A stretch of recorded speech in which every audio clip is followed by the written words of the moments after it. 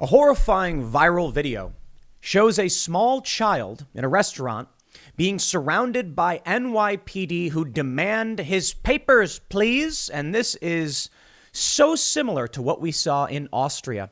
Videos came out a few weeks ago where these Austrian cops were walking up to people doing vaccine card checks. And now it's happening in New York City. And I can't say I'm surprised. And I don't like to be in this position.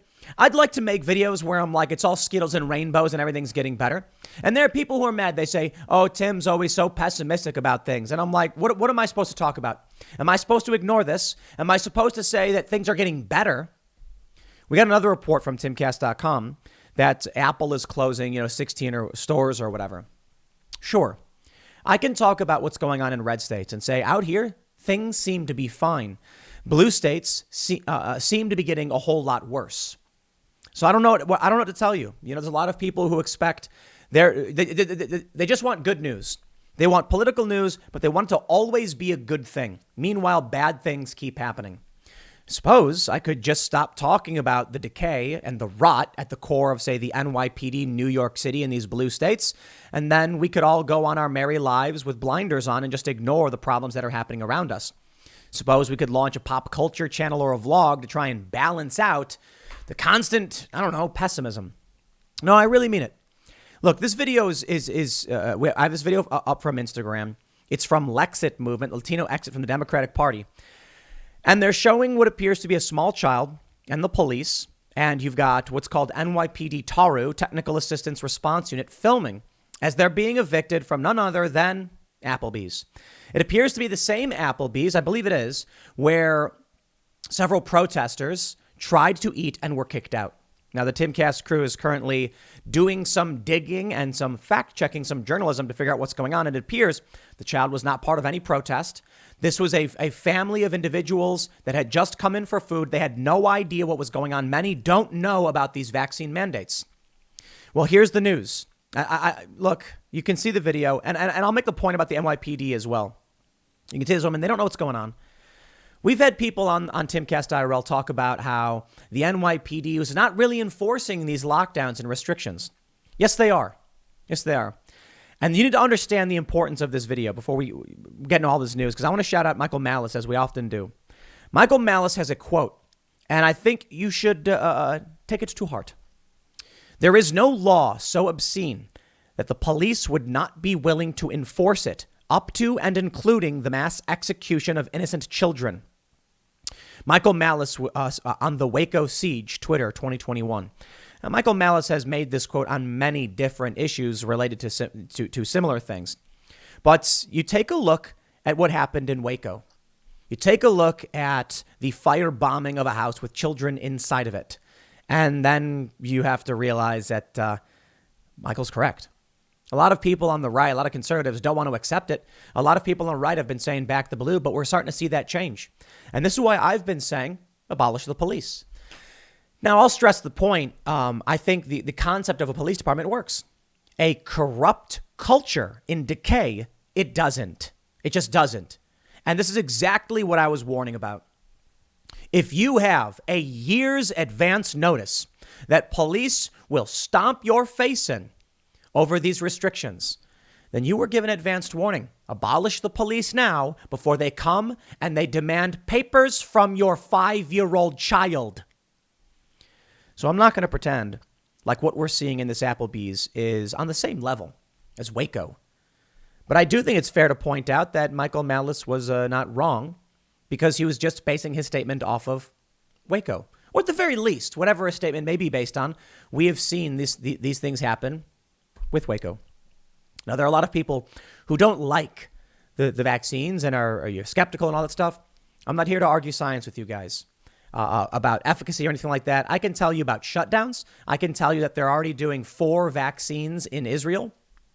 But I can say ultimately, it's your choice with your doctor. Now, hold on there a minute. There is something that needs to be said, though. What if you have a medical condition? What if you have Guillain-Barré syndrome, which prohibits you from getting the vaccine? And we've seen this with individuals like Pete Parada, formerly of The Offspring. What if you go to the doctor and they say, no, now you can't go to Applebee's anymore.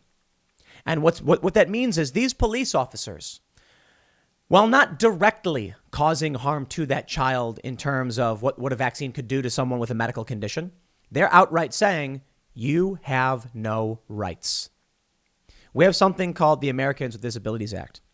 We have the story from timcast.com. NYC requires children 5 to 11 to be fully vaccinated to eat in public. Now that, fully vaccinated?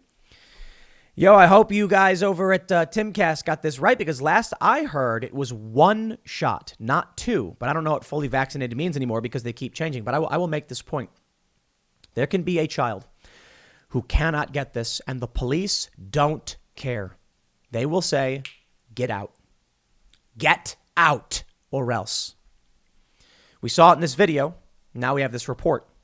The expanded Key to NYC guidelines have now impacted families in the city and tourists coming to experience the Big Apple. On Monday, New York City changed for children ages 5 to 11 years old. They are now required to show proof of a COVID vaccine to enjoy most public activities. I think the headline may be wrong. I think it's 1 dose, but let's read. They're going to say, New York City's Key to NYC vaccine mandate expanded to children under 12. Children ages 5 and up now need to prove they received at least 1 dose of the COVID vaccine to enter most businesses in the city. This restriction includes restaurants, theaters, gyms, and more. So that is a fact check, timcast.com. Fully vaccinated typically refers to 2 vaccines. Children need 1. Not that I'm saying it's a good thing. The rule also expanded Monday to require anyone over the age of 12 to show proof of a complete 2-dose vaccine. You see, there's the difference. The headline says 5 to 11. I want to make sure we get the facts right here. We are in, and we'll issue a correction as soon as I get a chance to message the crew. We are in New York for another week, and it's going to be a real pain not being allowed to eat in restaurants. Eric St. Martin, a tourist who was turned away from the Hard Rock Cafe with his 7-year-old daughter, told the New York Post. We didn't know about the vaccine mandate for kids when we booked our family holiday months ago. On December 6th, Mayor Bill de Blasio announced that all children 12 and up must be fully vaccinated to enter, and you need 1 dose for 5 to 11. We want to protect everyone, Mayor Bill de Blasio said Monday. We want to protect our youngest New Yorkers. We know Omicron had a lot of impact on younger folks. We know we need a whole family to be safe. And if the youngest kids are safe, that also helps protect our seniors.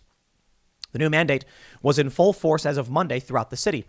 Christina Myers, a host at the Margaritaville Resort Times Square, said she turned away more than 20 would-be diners by midday. They can eat outside, but who is going to eat outside with 5 and 6-year-old kids in this weather? She told the New York Post. According to the National Weather Service, temperatures in the city topped out at 38 degrees. I tell you this, my friends who are listening. If you live in the New York area, start making phone calls. It's really, really simple. I'll tell you, man, the impact was amazing. It's interesting. I called around 25 restaurants and I asked, I have a friend who is unable to get the vaccine due to a medical condition. Would we still be allowed to eat there? And they said no. But the desperation, you could hear it. Many of these restaurants said, you can still eat outside. We'll serve you on the patio. And I was just like, no, we're not going to eat outside. I'm not going to have my friend with a medical condition forced to eat outside. And they were like, well, I'm sorry, there's nothing we can do. And then one restaurant, I said, this is a violation of the Americans with Disabilities Act. And they said, someone got on the phone and they just hung up on me or whatever. So someone else picked up the phone and told me to screw off or something like that. So if people start calling these restaurants and start telling them, no, we won't do this. Look, I don't care if you got the vaccine or don't get the vaccine. That's your personal issue. But this is just wrong. We're at the point now where I think the biggest issue is papers, please. The police going to a child and saying, show us your papers. And this is acceptable to these people? You know what, man? We had Mark Lobliner on the show last night. He's the guy who does his Tiger Fitness. He's on Twitter. And he was just saying, why aren't people mad about the same things I'm mad about? And I'm like, that's a really good question. It is. When you see a 5-year-old police being called and demanding the papers, what's really fascinating is that some of these people live in the New York Metro. This is what's crazy to me. I think we have it here. They can eat outside. According to the National Weather Service, blah, blah, blah. Foreigners don't understand why we had to turn them away. Even people from Union City in New Jersey were confused, she said. I lived in Union City. Right across the, the Lincoln Tunnel? I can't remember which one. I lived in Union City. It's a few miles northwest of Hoboken, just west of Manhattan. It's a very Latino neighborhood. Very, very much so. Cuban, Dominican, Puerto Rican. I used to get chicharrones, I think it's called, like fried pork belly. Oh man, is that stuff good? And a lot of these people, they're English second language. It's a Latino neighborhood. It's a Hispanic neighborhood. These people are going to come into New York completely confused. It's seriously one bus. You get on the bus, it brings you right downtown or to Manhattan. I think to 32nd or something like that. But you hop on a bus and boom, you're there. These people are going to be confused, denied service, and it's going to be mostly minorities. So you tell me how this makes sense for any one of these lefties that are talking about, critical race theory. You've got the black and Latino community being barred, and that's okay. You've got people with medical disabilities. I don't know, man. I want to stress this point before we expand upon what's going on. I want to stress the point that police officers walked into an Applebee's, apparently the same Applebee's where people had been protesting, and they surrounded a booth with a child in it, filming him, multiple officers armed, saying, "Papers, please." And when the family says, "We don't have them," they said, "Get out." It's funny. We're not talking about citizenship or anything like that. We're talking about trying to go to a restaurant and having the police demand your ID card. If that's the city you want to live in, fine. I left a long time ago. I could see this coming, and boy, was I glad am I glad I left. I lived all over New York, but the last place I lived was in Brooklyn. Somebody executed 2 cops. You may have heard the story. It was over on like Myrtle and Nostrand, around there. Myrtle and Tompkins, I think, or whatever. So I left. I said, this is getting crazy.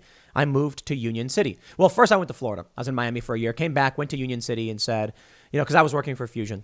And then I was like, I'm not going to go to the city proper. I'm going to go outside the city because of how crazy things are getting. Then bombs were planted. No joke. Bombs. Manhattan, I think it was on 25th Street and in Jersey City. And I was like, I don't want to be up here. So I moved further south to Bayonne.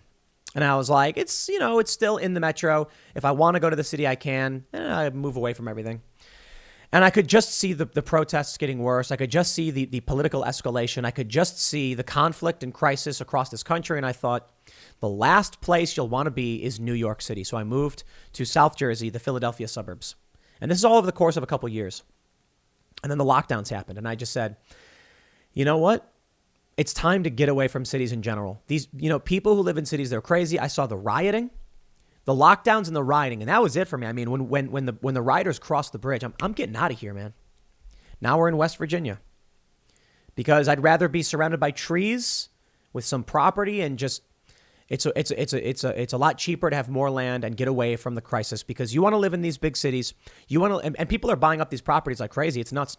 You want to, not in cities, but outside of them, slightly outside, like suburbs. You buy this house. You've got a house literally 10 feet from your house. What do you think happens when people start rioting?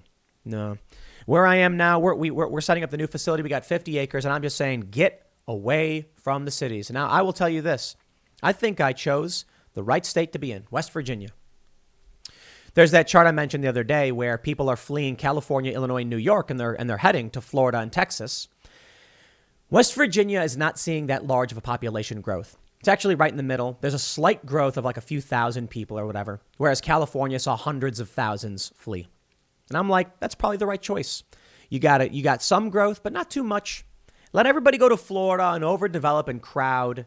And sure, West Virginia, still fairly open. You got to be responsible for yourselves, man. The lockdowns are coming, okay?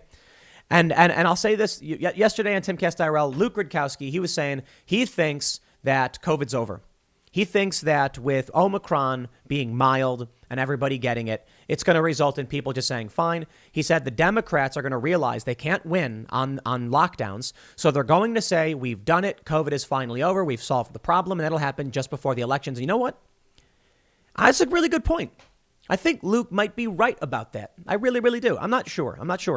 Because there's other things to consider. But I think it's a good point. Democrats know they can't win on these policies. If Republicans run as a return to normalcy candidates, well, then people are going to say, I'd like a return to normalcy. I'm sick of the lockdowns. We don't want to deal with this. It's a good point. It is. But we also have this from timcast.com. Apple closes 16 stores in New York City citing COVID concerns. We also have this story from ConchoValleyHomepage.com. And believe it or not, yes, it's a crazy name, but NewsGuard certified. NHL shuts down 7th team, stops all cross-border games over COVID. It could be that the night is always darkest before the dawn. Could be that Luke made a really good point, and he's right. Democrats would be crazy if they try to run on lockdowns. Right now, it is there's one poll out that says independents favor Republicans 2-1. How are you going to win those people back? Well, perhaps here's what's happening. They're going to lock us down and make sure everybody feels that pain. They're gonna walk up to children and demand their papers. And then once people finally have enough, because Democrats are in power right now, they will swoop in and say, enough. We are the heroes who will save you from this tyranny. And they'll shut it all down. The lockdowns, I mean. They'll reverse the shutdowns. And then they'll say, now that everything's back to normal, let's get back on track. I'm not convinced it'll work because, I appreciate the point, but I don't think undoing what you did will convince people to change their minds. I really don't. It could defang Republicans who say we'll reopen things because the Democrats will be like, we already did. Everything we did worked. We stopped the crisis. But is that going to be enough for people to vote Democrat? I do not believe so. So that's why I'm not entirely convinced that will be how things will play out. That'll be what happens. When you take a look at what's going on with the shutting down of stores in New York City, with the children having the cops demanding papers of children, NHL shutting down all these teams, we've got Israel calling. I love this. Reuters says Israeli hospital launches first test of second booster. Yeah, that means the 4th shot. Israel is upgrading to 4 shots. You've got more calls for more boosters. 3 is apparently not going to be enough. They're going to say more. Why would this just end? Because I think about it. If the Democrats end it, what do they gain? I don't think they gain anything. They don't. Maybe it's less of a negative. Republican, they potentially gain, like I said, defanging Republican arguments. But I'm sorry, man. I don't see it. I do not see there being a reason for Democrats to relinquish this power. It's going to have to be taken from them by force. So if I'm going to talk about anything optimistic, it's going to be this. The primaries are starting soon for Republicans and Democrats. You need to vote in your primaries, Democrat and Republican. I don't care if you're Democrat, Republican, or otherwise. Vote in your primaries. Incumbents, establishment, gone. Vote them out. And then, if you do, and don't forget, vote local. City council, school board, county sheriff, whatever. Governor, state senator, state reps, vote local. But you vote in those primaries. And I'll tell you what, if you can take control of your House, Senate, and Representative, your state houses, then there could be a convention of states. I don't know, maybe not a good thing, but certainly a way to force change. Maybe you get an amendment on term limits and all of a sudden all the incumbents are forced out. How about that? I don't know if term limits are right, but wouldn't that be amazing? You get a convention of states, new amendment, term limits, 2. All of a sudden, the entirety of Congress would be forced out and you get new people in. I don't know if that's the right way to go, though, because then you just get shadow campaigns, choosing their candidates or whatever. Not like you don't already, but maybe not. I don't know. It would be nice to diminish the ability of people like Pelosi to become worth millions or hundreds of millions of dollars trading stocks while she's in office. So maybe term limits really do make sense. Well, Convention of States can do that. That's where I see the optimism. You vote in the primaries, you get populists in, be it left or right, whatever. You get the establishment elites out. You get the warmongers out. You vote and you're at the state level. You get a convention of states and we make some real change and boom, we win. The people win. The corrupt elites are running the show. They would have the police come and demand your papers. Policing, that's an idea. Not all bad. No, I'm sorry. I'm not an anarchist. I think that it can work, but there has to be scruples. There has to be a community. We have to have shared morals. I tell you this, man, in small towns, because I've lived in small towns, you know the cops, you know their names, you know their dads, you know their brothers and wives, and they're genuinely trying to keep the peace. In big cities, it is chaos. They don't know you. They don't care about you. They would come and they would kick out a 5-year-old child for not having his papers. So as an idea, policing can work. But in big cities where no one has any shared values, it doesn't work. Hey, Multiculturalism, huh? I think the idea of diversity, real diversity, is important. You cannot have everyone walking in lockstep believing the same thing, because then you get tyranny. You do. This is what it looks like in New York City. When everybody just blindly obeys, you get people standing by watching as the police do these things. But when people challenge and there's decentralized power, but we have a shared sense of morality, that's something different. So the issue I see is when you have this idea of diversity and it's diversity of moral framework, you're in trouble. When it's diversity of opinion and diversity of power structures, you have a good thing. Now, there's a fine line between moral frameworks and opinions, but I'll give you a simple way to understand this. It used to be that we would argue about abortion because we had very similar moral frameworks in this country, but we differed on when and how these things should be allowed. On the left today, there is the moral framework of the left, or lack thereof, is diametrically opposed to that of traditional American values on the right. In which case, it's people who don't care about you, you're an other, and the police, they feel no pain. They feel no regret when they do this to children because they don't care. You're not a part of their system or tribe. They're marching in lockstep without scruples. It should be that a police officer looks at the child and says, "Hey, man, I don't know about this, man. I don't want to do this." They don't. With a smile on their face, they walk in there filming and they say, "Get out unless you got your papers." Your papers? Sorry. I don't want to be overly pessimistic. This is bad stuff, right?